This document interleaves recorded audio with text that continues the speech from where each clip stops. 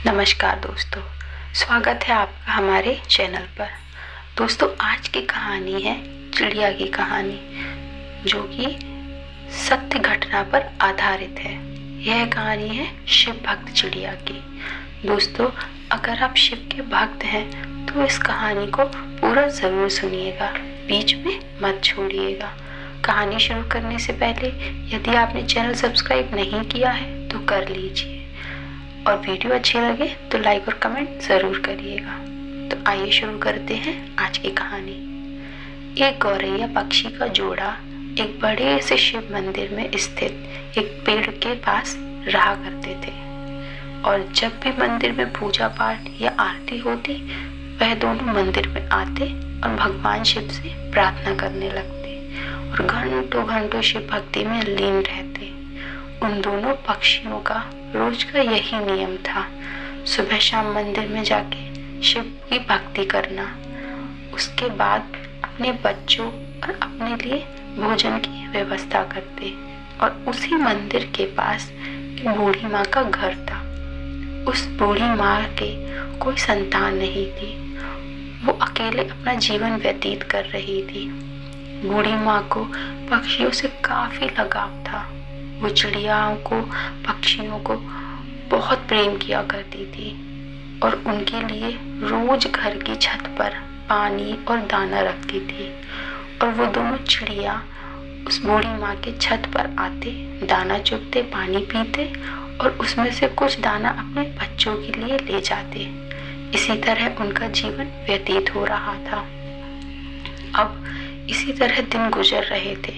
एक दिन की बात है, बूढ़ी माँ बहुत बीमार हो जाती है, इतनी बीमार कि वो बिस्तर से उठ भी नहीं पाती।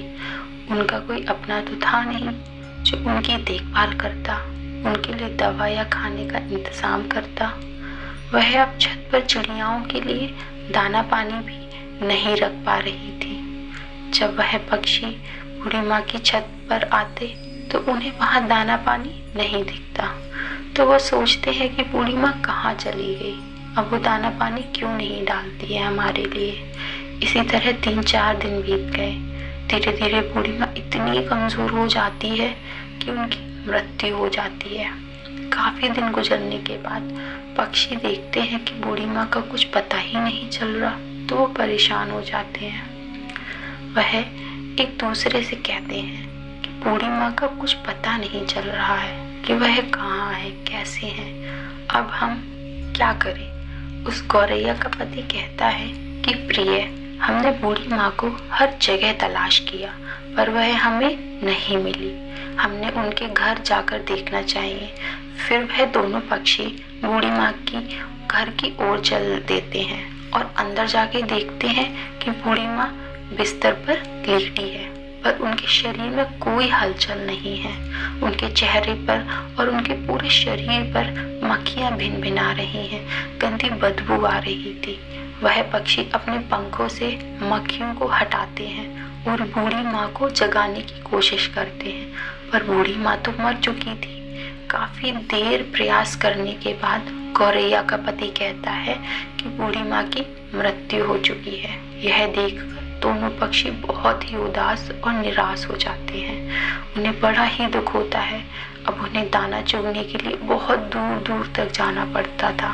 एक दिन मंदिर में दोनों पक्षी एक पैर पर खड़े होकर भगवान शिव की प्रार्थना करने लगते हैं, उनका जाप करने लगते हैं।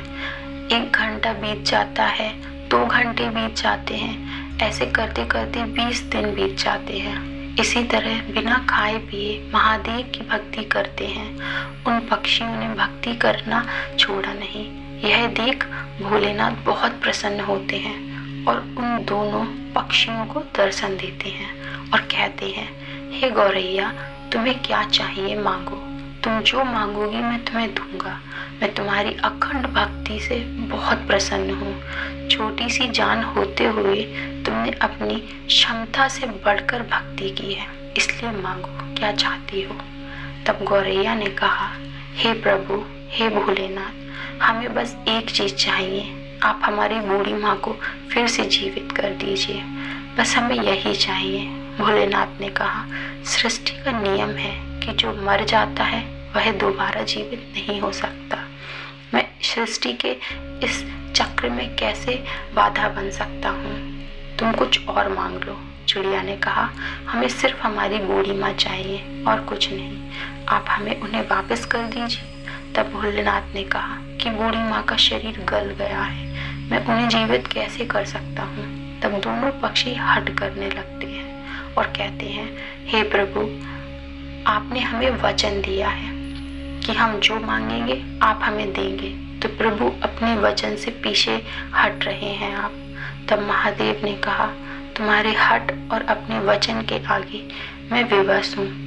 अब इस प्रकार भोलेनाथ ने बूढ़ी माँ के शरीर में प्राण फूंक दिए और वह जीवित हो गई। अपने सामने भोलेनाथ को देखकर बूढ़ी माँ भाव विभोर हो जाती हैं और बहुत ही प्रसन्न होती हैं और कहती हैं, हे प्रभु, मेरे जन्मों जन्मों के दुख और पाप आपके दर्शन मात्र से कट गए। आपने मुझे दर्शन दिए। मैंने ऐसा क्या पुण्य किया था जो आपने मुझे जीवित कर दिया? तब भोलेनाथ ने कहा, बूढ़ी माँ, मैंने तुम्हारे कारण तुम्हें जीवित नहीं किया है, मैंने तो तुम्हें उन पक्षियों के कारण जीवित किया। उन दोनों पक्षियों ने दिन रात एक पैर पर खड़े होकर मेरी भक्ति और आराधना की है। इसी कारण उन्हें आशीर्वाद दिया। उन्हीं के कारण तुम आज जीवित हो। जिन पक्षियों को तुम रोज छत पर दाना डालती हो, उन्हीं ने तुम्हारे जीवन के लिए भक्ति की। उन्हीं की वजह से आज तुम जीवित हो।